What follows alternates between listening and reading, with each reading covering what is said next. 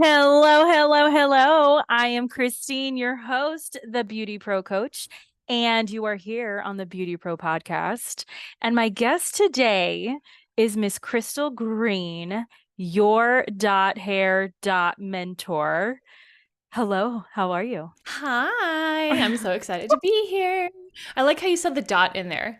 I always say just your hair mentor, and I forget there's a dot between each of them. Your dot hair dot mentor. Well, I had to because the last time we spoke, what a train wreck that was.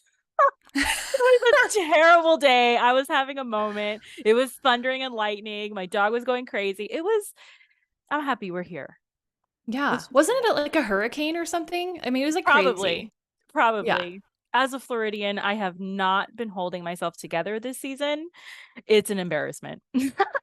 I can only imagine. I lived in Austin, Texas for almost 5 years, and we would get intense thunderstorms there.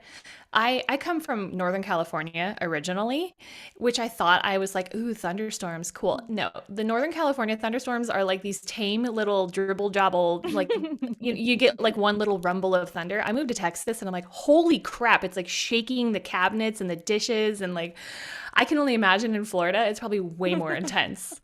It's crazy, especially during the summer and in September, October. It's every day. You can expect it like clockwork. It looks like Armageddon outside, and you're like, okay, this is the day the world ends. Cool. Let me just get ready. Let me just get it all together here. That's so so, funny. so Crystal, tell everybody who you are and how did you didn't even want to be a beauty pro, right? That is correct. Tell Yes. everybody, tell everybody about that. Tell everyone. Well, my friends, yeah, I was not destined to be a hairstylist, which is funny because I've now been in the industry for over 22 years, Mm-hmm. and it's literally the only thing I've done in my adult life. So, basically, from like fourth grade on, I wanted to be a dentist. I was one of those just like funny little kids who was fascinated with teeth. Like, I can still remember the sign in the dental office that says, you don't have to brush all your teeth, just the ones you want to keep. And I was like, that's my jam. So, yeah, for whatever reason, I was like super fascinated, super attracted to the dental field. Now, I come from a family of like blue collar workers. Mhm. My mom is like a home care provider for elderly people. My dad is an auto body shop guy. And like everyone else in my family just does, jobs like that. And so I had this vision in my head that I was going to be more, right? I wanted to Mhm. be like first gen college student. I wanted to be in this like elevated position in my community. I wanted to be important. I wanted Mhm. to help people. And then to Mhm. me, like the dental field was going to satisfy that. So anyway, so I followed that path and then kind of had like a little diversion at the end of my senior year of high school where I gave my little sister a bad haircut with a razor at a yard sale. That's a whole nother story. Yeah. But basically, my mom wanted to take her to a salon to get it fixed. So I went along and the hairstylist found out I was the one that did this haircut and basically talked me into going to beauty school as a way to like work my way through dental school. And I thought, you know what, sure, that's fun. It's like a 10-month program in California, super easy. So I did it. And then I want to say it was like 6 months into my working career as a hairstylist and going to school for dental stuff, I kind of had this like aha moment where I realized I didn't want to be a dentist anymore. And I finally started to understand how beautiful the position is as a hairstylist because I didn't take it seriously. I was like, it's this like fun thing people just do on the side, right? Kind Mhm. of like the stigmas that come along with the industry. I was totally one of those people that thought that. I was like, this isn't like a real job. It's not hard, like smart people don't go to beauty school. I had all of these limiting beliefs in my head. And then I had this one day where this client I didn't even know sat in my chair and she gave this like audible sigh of relief when she sat down. She's like, I'm so happy to be here. And this was like me coming from the dental office that morning where everyone comes in just like, I hate this. Get me in and out as fast as you can. I don't care if you're a good dentist. I don't want to be here. And I was like, dude, I want to do something where not only am I helping people, but I make people feel good. And so that was like really the beginning of me embracing this career. And then I just kind of rolled with it for the next 20 years. And here I am. I love that. I love that, especially the part where you said that I was one of those people that this isn't a real job. This isn't, this isn't hard.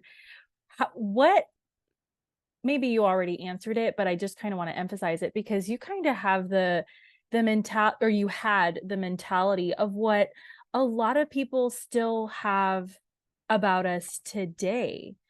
Yes. I tell my staff even now, like when they have an issue, I'm like, yeah, well, a lot of times clients, people, like they don't respect what we do. That's why they're acting out. That's why they're doing XYZ. So what was kind of your shift? Like you're like, wait a second. Actually, this Yeah. is something. Like what was it for you that kind of turned it? Right. Okay. So, yeah, at some point I realized I didn't want to be a dentist, but I Mhm. still wanted a quote unquote real job. Right. Right. So I spent the next couple of years working behind the chair part time and then going to school part time. And I basically dabbled in everything. I was like, maybe I'll be a nutritionist. Maybe I'll be a physical therapist. Maybe I could do something else. I was just trying to find something that like made me feel valuable in the community Mhm. that would fit all those boxes that I wanted. I want to make good Yeah. money. I want to be important. I want to be valued, blah, blah, blah. And I got to this point where I ran out of classes at the junior college where I had been going, and I had to go to big girl school, which means I had to quit my job. I was either going to have to quit my salon job, which at the time I was making six figures, which in my tiny town was like a big freaking deal, right? Yeah. Yeah. So I was going to have to quit to go to school full time because I had to like bang it out and get it done. It was expensive. Or I was going to have to quit going to school and embrace my job. And I kind of had to have this like, okay, Crystal, why do you want to go to college so bad? Like, what is it about these other jobs that you think is going to be better? And it was like, okay, yeah, I want to feel important and I want to do these things. I want to make good money. Well, I was already making good money. Okay, so check that box. I had a great schedule. Check that box. I was my own boss. Check that Mhm. box. And then I sat and I thought about the clients I would have to say goodbye to that I Mhm. was serving every day.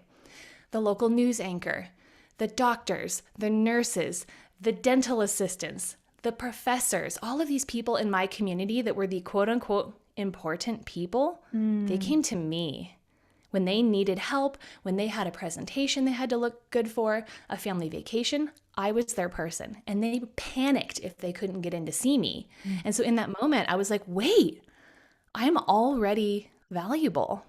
I'm already impactful. And so in that moment, I was like, this is it. This is it for me. I've got everything I want in this career. And then once I fully embraced that notion, Mhm. holy cow, was I successful. I opened 3 different salons in 3 different states, and each time found it easier and better. And now I'm in Reno, Nevada with a podcast and some online education, and I'm trying to share the love to everybody. I love that. There were a couple points in there that and you keep saying it, I wanted to be important. I wanted to make a difference. Mm-hmm. And you basically said like I found my value. Like I found my where I fit. And I feel a lot Mm-hmm. of beauty and barber pros were emotional beings. That's a very like strong core value for us. Like So true. we want to make a difference. And Mm-hmm. you said, I just like embrace that. It just happened. What Mm-hmm. advice can you give to our listeners who are kind of struggling on accepting that? So I think for me, the thing that I had to realize is it's not just a surface level service that we're providing for people, right? Yes, you're making them feel pretty in that moment, but you're also like boosting their self confidence, which helps improve their lives, which improves your communities. And so, it's like this idea that like we're impacting people, we're not just making them look pretty, right? And when you realize that you're helping and impacting people's lives, I think it automatically makes you realize that you are more important. Does that Mhm. make sense? Yeah. Yeah. Totally. Totally. All right. So now we're gonna turn a little bit to kind of like this icky stuff that we don't like to talk about too much because like why we're so pretty. Nobody wants to talk about ugly cry. So what has been some of your struggles that you've had to overcome behind the chair? And even in your like personal life. We already talked a little bit about self-awareness. So Mm-hmm. let's get to the the down and dirty. Ooh, let's see. I think one of the biggest and hardest things that I struggled with, I think a lot of us struggle with, was understanding my professional boundaries in terms Mm, of like it's really easy to feel connected with people that are mhm, sitting in your chair, and then I definitely am a very social person, social mhm, butterfly, and I could easily find myself like texting with clients all the time, mm, being available for them in like kind of a friendship matter, but then it would mm, always come back to hair because I'm their hair person, right? right. And so understanding that like it's okay to have boundaries, it's okay to have like office hours. And Mhm. then I do find friends through my clients and have found some great friends over the years, but I started to become way more picky and choosy about who I would let come into my personal bubble, right? Mhm. And why was that?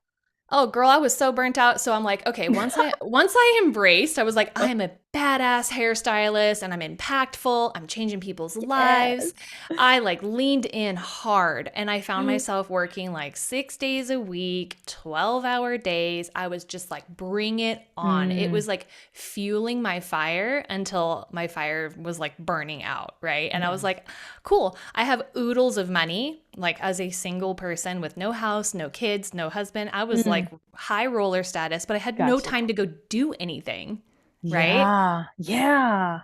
And so I'm like, well, this isn't fun. You know, I can like buy all these things, but like, okay, I bought a it's not Vespa, but it's like a Vespa scooter, the Honda brand. I like Oh, went and it's bought one so cash. cute. Oh, And it's then I'm so like, I don't even have time to like ride my cute little scooter because I'm working so freaking much. So it just Was was it like this. Barbie pink? Was it No, Barbie pink? it was bright red and sparkly. Oh, so cute. Oh my God. Okay, It was sorry. very fun and it had a cute little horn. Um, but, you know, just silly things like that. Like I would try to find happiness in those purchases to fill my cup. And I realized like I actually have to take time to do the things that really fill my cup, which means not working all the time. So Mm, finding boundaries, you know, finding, I guess just like my own confidence to be able to be yeah. like, no, I need to do this for myself. And it's not, it is all about the client, but it's all about the client when I'm standing behind the chair. It doesn't have Mm. to be all about the client all the time, I right? love that you said that. Yes. Amen. Mm-hmm. Amen. You know, Okay. I like to coach hairstylists to understand that in the story of their business, like if you consider your business a story, the hero of that story is your client. Mhm, Okay? mhm. Because you're basically you're a contributor and a mentor and a shepherd in their life. You're helping contribute to their happiness. Now, when you take a step back and you look at your own story in your own life, you are the hero of the story. Okay. So it's almost like we can wear two hats, right? Yeah. You can step Yeah. into that story when you're at work, but then you have to be able to step away. That's right. And you mentioned that you're from Northern California, then this might have been beforehand, but you moved to Texas with the Hmm. with the storms, the thunderstorms. And Yes. then you're in Reno now, but you mentioned Hmm. that you moved 3 times and you were able to put your own suite in those 3 different places. Tell us a little bit about how you had to build up every single time because it's not just like, yeah, come see me in Reno if you're in California. That's Right. a big struggle right there. For sure. Tell For people how sure. you did that. Ooh, okay, so I feel like such an old fuddy-duddy when we start talking about this stuff because it's like Oh. back in my day, social media wasn't a thing. I mean, but it's true. So when I Yeah. started in the industry, social media didn't exist yet, or I think it Mhm. was like MySpace, right? It Yeah, wasn't like it probably. is today. It wasn't a No. tool that we were using for business yet. Right. Yeah. So when I built my first clientele in my hometown in Chico, California, I got business cards printed and I literally pimped myself out everywhere. Every time I went to a restaurant, I'd leave my card Mhm. with a tip and a note about their hair. I'd be like, your hair is so cute. Love to see you sometime, right? Like I just found a way to insert in every single human interaction that I had Mhm. the notion that I'm a hairstylist and I'm open for business. Okay. Love that. Yes. Worked great. Built a clientele super quickly. And then I moved to Austin, Texas. I did not think this was going to be a permanent move, though. I have to tell you, I moved away kind of begrudgingly because I had this like thriving business, but my husband is a fireman and he was looking for a job. And I'd lived in Chico my whole life. So I was like, sure, adventure. Why not? Mm-hmm. Well, what I did is I flew back to Chico every 6 weeks and I would work for like 5 days straight for like 14 hours a day. And my salon owner back then was so sweet. She was like, you can come anytime you want. I'll have a chair for you. So I would come in and like basically squeeze everyone in, make a bunch of money, and head back to Texas. And then what ended up happening is I met a community in Texas of all these people that found out I was a hairstylist, and I kind of accidentally started a mobile salon business because they're like, well, I want you to do my hair. And I was like, well, I don't have a salon here. And so I created a business of like traveling to them to do their hair. Okay. And then I got pregnant and I couldn't travel anymore to California. So I gave that up. And so then all of a sudden I had this like thriving clientele in Texas. And it was kind of the same thing. It was like everywhere I went, I just like couldn't help but tell people that I did hair, right? Even though I wasn't trying to build a business, it was just like such a natural thing for me to do. Then I moved to Nevada. And I'm like, we're planting roots, we're staying here, we're raising our kids. So I go and I print my business cards and I'm thinking I'm going to do the same thing I've always done. Mm-hmm. And there was this really cute girl at the bank one day. And I was like, I'm going to get her as a client. So I'm like chatting with her about her hair. And I slyly, give her my card, which has my phone number and my address of the salon, like usual. Mm-hmm. And she goes, what's your handle? I'm like, I'm sorry, my what? She goes, your handle. Oh, no. Like, what's that? She goes, on Instagram? I was like, oh yeah, I don't do Instagram, sorry. And I could literally see this is in 2017, okay? I could see the look on her face as she's like sliding my card to the trash can. Like she's like, cute. And so I walk out of there and I'm like, shit, I have to learn how to use social media now? What the hell? And that was the first time I'd ever been like slapped in the face, like, hey dummy, you got to do something different. So I was like, God, so I had to like learn how to use social media to then have posts to then it's like, fact checking for people to go verify that you're actually a hairstylist and you know what you're talking about. I used to have this like cute little photo album of, pictures that I'd done in the past. So I got the idea of like having a virtual magazine, but I was like, I didn't know that had to be a thing. That was a huge hurdle. Oh, yeah. But let me tell you, I'm just taking it in myself. Like, I remember when all this social media stuff was starting to become a thing. And then it changed our lives, really. Completely. Yeah. But I will say, like, once I understood how to use it and I had an Instagram, like step one, get an Instagram account, post some hair pictures, then it became easy because I just literally did the same thing where I went around and I just talked to people. I did get some people that would like cold call me from Instagram because I would like geotag things, but really and truly, it was just a matter of like getting yourself out there, saying something about doing hair. I wouldn't walk up to people and be like, I want to do your hair. I would like find a way to cleverly insert into the conversation that I'm a hairstylist, right? Thank you. Yes, I get asked this all the time on Instagram by clients, coaching clients, and they always come to me and they say, I need help with marketing. I need to get more clients. It's always the thing. And I'm always like, okay, what are you doing? And you just said it. You just got to throw yourself at it pretty much. Like if you love what you do, just do it. Yes. I mean, here's the thing. I really consider myself like a people person and I'm like a customer expert. Like that is my jam. Social media was not my expertise, right? Like I do it, but it's not great. If you go look at my social media, your.hair.mentor, you're like, okay, she posts occasionally. It's nothing special. But when I talk to people, like let's say I came up to you, I would see your hair color and I'd be like, oh, it's like this cute, like rosy, kind of like pinky blondie. I'd come up to you and be like, oh my gosh, I love that hair color. How did you get that? And I wouldn't even ask if you're a hairstylist or not. I would just be like, I am fascinated. And it's like an honest thing I'm saying, right? And it would give you an opportunity to be like, oh, I did it myself, or oh, I got it done somewhere else. I'm like, oh my gosh, it's so pretty. Well, if you have any friends that want that hair color, I'm a hairstylist and I would love, love to try that on them and like whatever. I would just like find a way to just be like, this is Damn, what I want to Crystal, do. that is so clever. That is so on point. Thank you for sharing that script. Right. Because I know a lot of people like freeze with that. And we're going to talk more about your communication in just a minute. But I do want to kind of touch on this because I know this is a big thing in our industry and it's always been that way. But you mentioned, you moved about three times. You're Yes. married, you have children, your husband's a firefighter.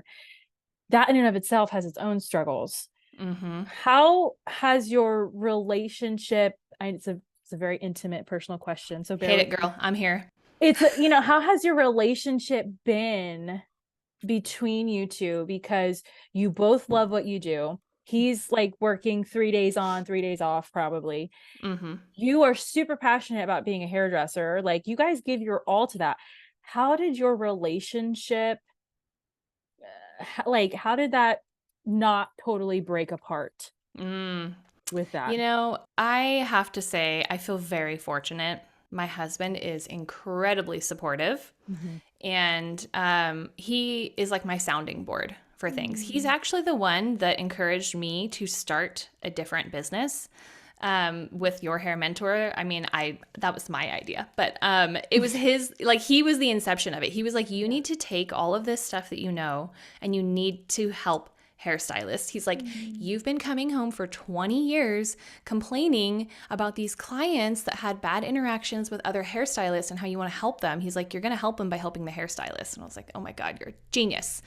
So he's incredibly supportive. He's also very independent, as am I. So I think, honestly, if he had a job where he came home every day, I might go bonkers. Like, I kind of like my space, and I watch like my lady shows and I do my things, right? So I think that's helpful. Now, I will say, when we first started dating, we didn't have kids yet, and I worked all the time. He was the one that was kind of like, cool, so I want to go do something with you. I've got this cool firefighter schedule and I've got 3 days off, but you are working and you're booked out by 4 months. So he'd be like, let's go spur of the moment. And I'm like, I have 7 clients booked tomorrow and nowhere to put them. So I can't do that. I'm sorry. And so he really encouraged me to start having better boundaries, and taking time for myself, because I had this like awesome, really hot dude that wanted to go do stuff with me and I didn't have any time. Yeah. So Yeah. how did you make it work with those moments where he's like, let's go do something, and you're like, I can't. I have fun at the Yeah. salon. Bye. Dive into that a little bit, because relationships is a big part of what we do. It is. It's a huge part. I mean, I think communicating with each other first and foremost, right?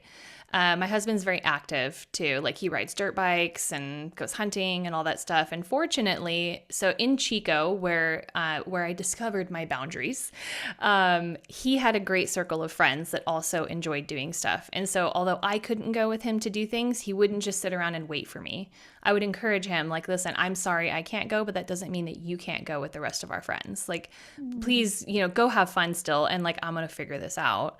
And then I did eventually figure out how to establish a work schedule that worked for both of us, so that, we can continue living our lives, which that meant, I raised my prices, I lowered my availability, all that good stuff that we now know these days to be something we do. But back then I was just like figuring it out. Yeah. See, Mm-hmm. I just feel like our listeners need to hear that, because I don't know about you, but in my coaching sessions, it's always the significant other, male or female, that's just really pressuring. And to have a supportive other half makes all the difference and gives us all the confidence to be that unstoppable force. Mm-hmm. I heard Brene Brown say something really Mm. interesting. You know what I'm talking about? I know You you know love Brene Brown, her. I right? love Me too. her. Yes, go ahead. She said something about relationships that really hit a chord with me. This has only been in the last couple of years, and I wish I would have had this like 20 years ago. So listen up, people. In relationships, there is this myth that we come to a relationship and it's a 50-50 give, right? Each of us always gives 50% in the relationship all the time so that the grand total meets 100%, right? That makes a complete relationship. Well, that is total crap that each person has 50% to give every day, right? And so she introduced this concept that was like, what if at the end of every day, you guys just like state your percentage? What if you had a really shitty day full of clients that really drained you and you come home and you're rocking 30%? You tell your partner, like, listen, I had a rough day. I'm feeling emotionally drained. I only have like 30% to give right now. And then what if your partner's like, you know what? I had a great day. I got a good workout in. I was really, promoted at work or something. Like, I got you. I got the other 70%. So I'll carry your weight for you. Right? Yeah. And then what happens if at the end of the day, you both had a crappy day and together you only make up 60%? What Brene Brown said is you like pump the brakes, stop everything, do the things that fill your cup immediately. If that means clearing your schedule, you have to. Like, this is what will save your relationship. You cannot just always roll at like 60%. Your relationship will break down over time. So maybe that means you order out, you watch a movie together. Maybe that means you go on a hike together. Whatever is, makes you feel like you guys are connecting and like filling each other's cup, you have to do it. And then you start over again the next day. And I'm like, that is the most brilliant thing I've ever heard of. And my husband and I do that and it works. Yeah. And you just went on a hunting trip. Yes. Talk about filling my cup. Although I didn't fill my freezer. I didn't get one, but it was still really nice. Okay. No, I know. We're going to try to go back out again, but we were elk hunting, and elk are huge animals. For those of you that don't know, they're like the size of like a beef cow. And these particular elk were up at 10,000 feet elevation, and it was just my husband and I. And I'm like, honey, I love you, but even if I could hike my ass up there, there's no way that I'm going to be able to put that meat on my back and hike it down. Like, I love that you think I'm not strong, but I'm just not, And so yeah, if it was like, I don't know, 300 yards down the way, I could do it back and forth a bunch of times. But I was like, yeah, I'm not a billy goat. I can't do that. It's so funny. No. That's so funny. Okay, so let's get down to what you do besides your clients behind the chair. Right. Okay. I've heard you say that you've mentored clients, but then you've mentored stylists, but then now you are even like mentoring a group of us in the Telegram podcasting group. So like, where do you fit? Let's get in there. Who are you with this? Who am I? That's a great question that we're all trying to figure out in life, right? Yeah. I think at the end of the day, when it comes to what I'm doing in my business, I consider myself to be a client advocate. Now, what I mean by that is this whole business of, online entrepreneurship for me came from this idea that I wanted to help clients be successful in their stylist chairs. I wanted to empower them with communication tools and like a general understanding so that they could better effectively say what they wanted from their hairstylist. So I still want there to be happy clients, but I understood at some point you have to empower the stylist to then serve the client, right? So as a client advocate, I teach and I communicate how to serve your clients in the salon, right? I teach the hairstylist how to have really good communication skills and customer service, because hair skills are great. They're fantastic, right? Let's say you go learn this beautiful new balayage. If you don't understand how to extrapolate from your client exactly what they want, it doesn't matter if you can slay a balayage. Maybe they don't want a balayage, right? You need to be able to figure out what your client wants, what your client needs, what their fears are, what their boundaries are, so then you can create your art within those boundaries. And so currently, with all that being said, I'm working on some online courses to help stylists learn how to serve their customers better. And I have a podcast that has really turned into me figuring out people's stories of success and having good communication skills with those people on my podcast. But just like we're doing here, it's like hearing stories from people that are successful and what they did to get there, which in itself is a communication piece. And so I'm like the communication aficionado, I guess. I love it. So how would you say that psychology and communication and even body language play into what we do every day? And how do you teach those points, because not a lot of beauty and barber pros want to even know that stuff. Right. And I don't think you have to. So I had a really great conversation with my husband the other night about this. So he's a fireman, like I've mentioned. Mm-hmm. Well, he serves people too, right? Mm-hmm. So he has to have a bit of customer service in his pocket as well. And he was telling me over the years, he's learned within 30 seconds of showing up to a scene, a 911 scene, right? And people call 911 for all sorts of things. It's like literally everything from like a nosebleed to like someone died, right? Like there's everything in between, okay? Right. Sometimes it's not a real emergency. Someone's having a panic attack, whatever. He has to be able to figure out in that quick assessment how he's going to interact with this person that he's serving. And it's almost like you're not like manipulating the situation, but you kind of are. You show up as the customer service provider and you understand what language you're going to speak to then get the information you need. And I was like, dude, that is exactly what hairstylists need to do, because every client we serve is going to come from a different background, demographic, part of the world, have different hair needs, whatever. We need to be able to figure out in a quick second what hat we're going to wear, what language we're going to speak, to be able to extrapolate from them what we need. I don't think it needs to be this like heavy psychology piece. I think you just need to understand that like, A, you're in a powerful position, and B, you're helping someone and you're just using language to get you there. It's that simple. It is that simple. Yeah. What about those red flags for those clients that say, yeah, I want chocolate auburn hair like Jennifer Aniston? Yeah. I'm sorry, what? Yeah. What is that? What is that? Like, what do you tell the stylists who have to serve a client that is like totally all over the place? What are the red flags to look for, and how do you accommodate those types of guests? Yes.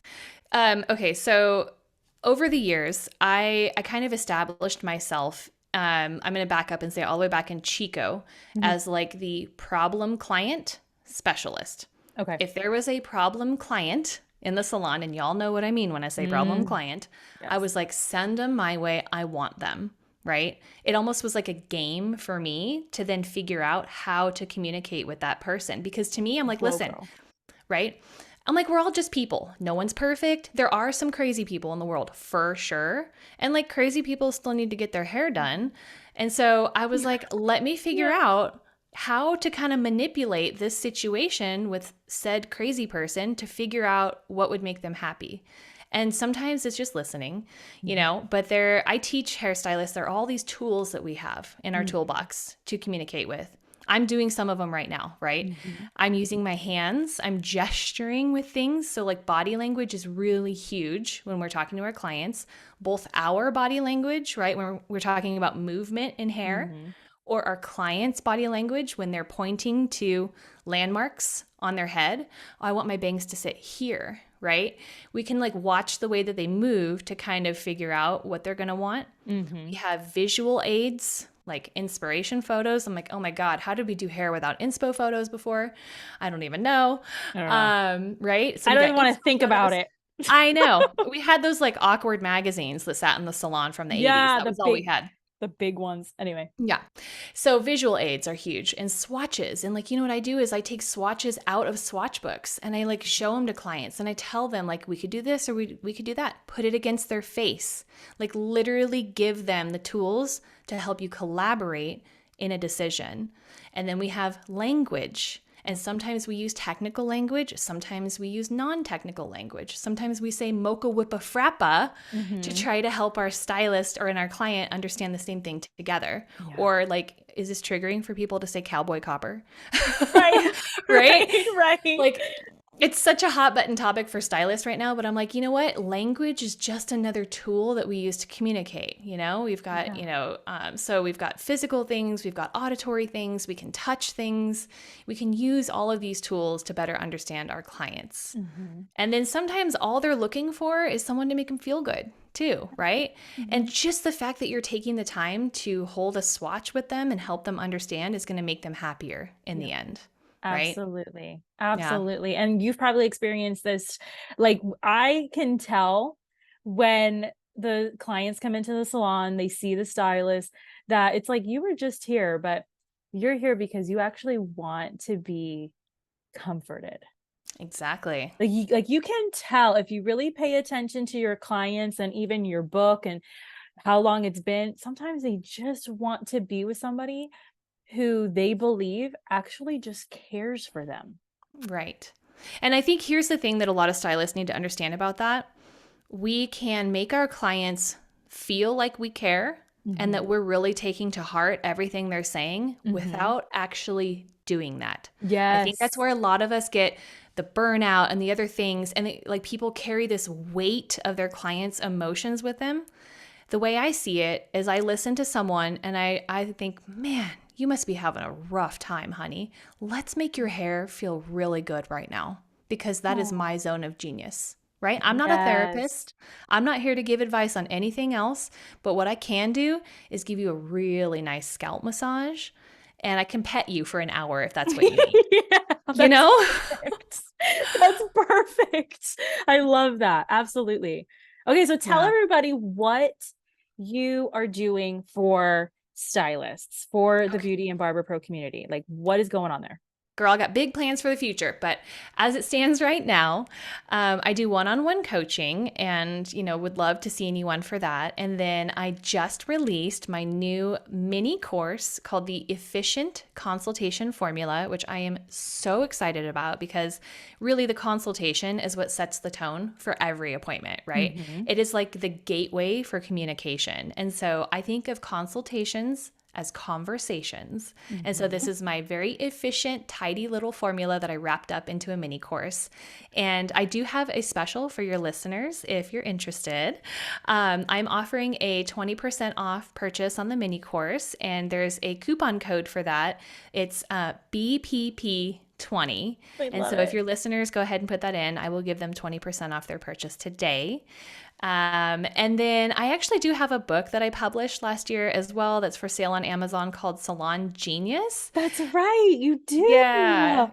It kind of fits in with the communication thing. I had this like in a dream where I realized this whole idea that Those are the hairstylists. best books. Yes, Those are right. the I woke best. up just like, bam, I got to do this. Yes. It is about the three hairstylist archetypes. And what I mean by that is there are very distinct personalities within our industry that fit into different paths they can follow that will better serve them. And so I go into more depth in that in the book. It's called Salon Genius if your listeners want to check it out. Yeah, for sure. And I'm going to have these links and the discount code, the coupon code in the show notes so Thank that you. everybody can go and get this information, because even though we wear all these hats in the salon, right? We're a chemist, we're customer service, we are architects, we're like all of these things. We are first and foremost like communicators, Yes, absolutely. 100%. And I we need know. to know, like, this is basic stuff, but a lot of times it's the basic, easy things that we totally take for granted and we brush it off and we're like, I don't need that. Meanwhile, they're doing redos like every other day. Exactly. And you're wasting time, you're wasting energy, and you're not growing your business. Yeah. Yep. I'm a huge, Okay. huge fan of communication. So here are some, I'm just going to go through some fun, I think that they're fun little questions. Cool. Um, and yeah, just to share. So with communication, what insults have you ever gotten that you're actually super proud of? Oh, what insults? Like from clients or Anything, anything. oh my gosh. I don't know. Okay, well, okay. The only thing that comes to mind, like immediately, has nothing to do with work. Okay. It's from this old friend of mine who was kind of an emotional wreck of a human at the time. She was going through a hard time, but she told me that I was devoid of all emotions because I wouldn't like ugly cry with her about stuff. And here's the thing, like I have so many emotions and I have breakdowns Yeah. all the time. Yeah. But like when this friend of mine, in my opinion, was like wigging out about something totally not a big deal. Like it's not like someone died. She was just like having a work problem. And I kind of went into like stylist crystal mode where I was Mm. like, let me serve you. And in that moment, it was like, let me just open a bottle of wine for you, right? Like, Mm, I'm not going to take on your emotions, but I'll be here to support you. And because I didn't take on emotions, I was devoid of all emotion. So it really bothered me for a long time and I was super yeah. insulted. And then I was like, you know what? Actually, I think that's just like a skill that I've learned as a hairstylist is to not get involved in other people's shit. Yeah. Your facial expression. Yeah. There you have emotion. You just showed it. Yeah. Yeah. I get it. I get that. Okay, who are the three most influential people for you in the industry Oh, or not? It doesn't matter. okay. I think one thing that I have learned as a digital entrepreneur Mhm. is that I can look to hairstylists for inspiration behind the chair, but inspiration in like life and other businesses comes from other industries. And someone that I am like obsessed with right now is Colin Boyd. He is, I know it's super random. He's, what's his thing? He calls it, I teach people how to sell from stage, which sounds like a used car salesman. And you're like, why the Yeah. hell are you listening to this guy? Yeah. He's like got this buttery Australian voice. And Oh, I'm so he's, sold. I know, right? I'm I'm like a done. Yep. sucker Love for it. a good, Australian accent.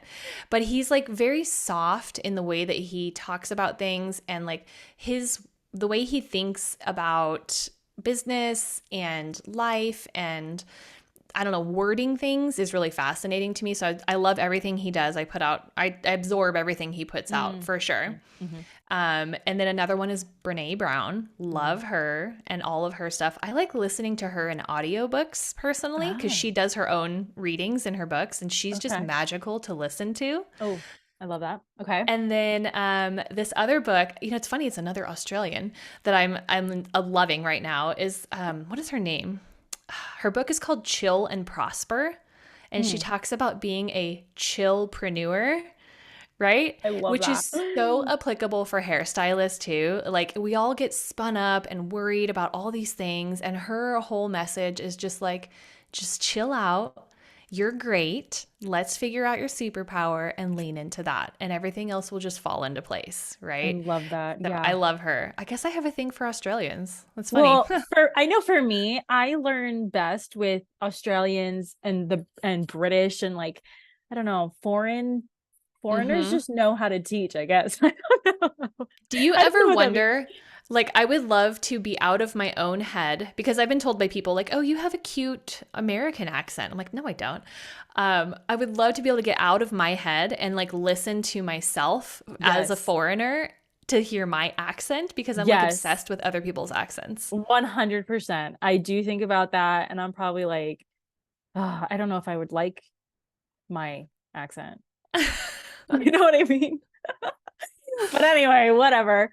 Who is a public figure, celebrity that you see them and you just want to do their hair?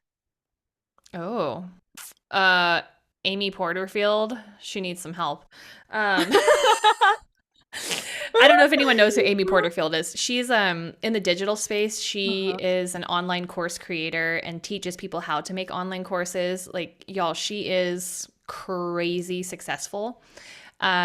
I went and saw her somewhere in person and like I could not stop looking at her hair because I'm like, how does this woman who literally makes Uh, $28 million a year not have a stylist in her back pocket all the time? She went on stage and she had this like bump where her like extensions were poking out. oh, And I was just like, I cannot watch this right now. Like I couldn't take her seriously because her hair looked bad. And I'm so sorry, Amy, if you're ever listening to this, call me. I will be there. oh man. Okay, so because you wanted to be a dentist originally, which do you look at first? People's teeth or their hair? Ooh, I almost want to say it's like both simultaneously. You know what I mean? Like, Yes. well, if someone has good teeth, I'm going to see that like right away, right? Yeah. But I don't know. Maybe it depends on if their hair or their teeth are more the standout item. Okay. Yeah, I like Okay. both. All right.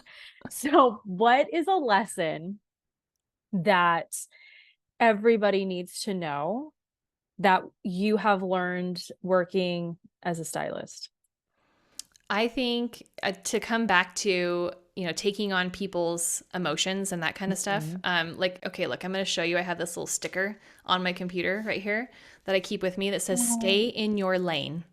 Okay. Oh. To me, what this says is when you're standing behind the chair, like I said, and someone's having an emotional day or they're like having some sort of drama they're sharing with you, they're having a hard time, you do not need to dive into their psychosis. You can support them, but stay in your lane, stay in your zone of genius, and come back to the hair, right? Yeah. Like, Mary, you sound like you're having a rough time. Let's give you a scalp scrub today.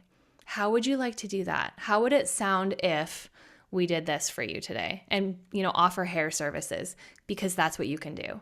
And I think if you do that, not only will you feel good that you're helping them, you won't feel drained emotionally. Right. You know what I mean? You'll still feel like your cup is full and you're pouring into someone in a good way.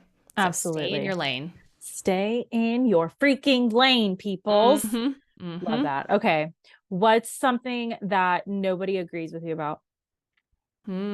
Probably that customer service is the most important part of your business. Yeah. Seriously. I can attest to that. Yes. Right? And it's like, why did that lady 20 years ago sit down in my chair that didn't even know if I could cut a straight line and go, I'm so happy to be here? Because it's the experience of the salon. That's why they're there. Your hair skills are definitely important, and you want to make sure that you're doing at least a mediocre job on their hair, but you want to make them feel good. Yeah. If you do that, because even if you mess up their hair, but they know that you're like invested in their happiness and that you care, they're going to give you another opportunity. And then they're going to trust you. And then they'll come back, right? And it gives you an opportunity to then go, okay, I need to take a hair class. I need to go pay for something online to go watch before Susie comes back in again and I don't mess up her bob again, right?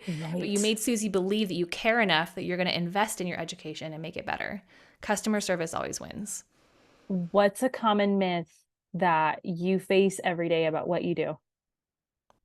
I would say one that I used to face every day is that being a hairstylist isn't enough, right? So I used to say like, oh, I'm a hairstylist, but I'm going to school. I'm a hairstylist, but I'm going to do this. And now, or like, I'm just a hairstylist. Oh, I hate that one. Right. And so now I'm like, it's just, I am a hairstylist, right? Like the myth is that we're not good enough as hairstylists, and that is not true. Amen. Amen. Okay. What's a question that I didn't ask that you wish I did, and what would you have said? Oh gosh, I don't know. I think you asked really good questions. I feel like we were jamming and you got it all here. I don't feel like my my cup isn't full in the question realm here. Oh, that makes me happy. Okay. Well, I mean, if you don't have anything else to say, like what's your final word before we wrap up? Go listen to a bunch of different people's advice. Like, yes, I think I'm really great and I have a lot to offer and I could probably coach the crap out of you to make you successful, but you should also listen to other people because we all do things differently. Just as I'm obsessed with Colin Boyd, I have another friend that's like, ew, I can't stand the way he teaches. So just go explore. There are so many options out there these days, and get like a wide breadth of information and then create your own little secret sauce. I love that. Yeah. I love that, Crystal. Thank you so much for being on the BeautyPro podcast again. Thank you. Thanks for having me. And now we're not in the midst of a hurricane disaster, so it was much easier. Yeah, it's fantastic. So if you loved Crystal, your hair mentor, make sure to give her a follow on Instagram, sign up for her course, hello coupon code, check out the show notes. And I can't wait to talk to you guys next time. Have a great one. Come listen on my podcast too if you want. Your hair mentor. Yes, go listen to Crystal's podcast. Absolutely. The more, just like she said, listen to a whole bunch of different people all the time, always. All right, you guys, I'll talk to you next time. Bye. Bye.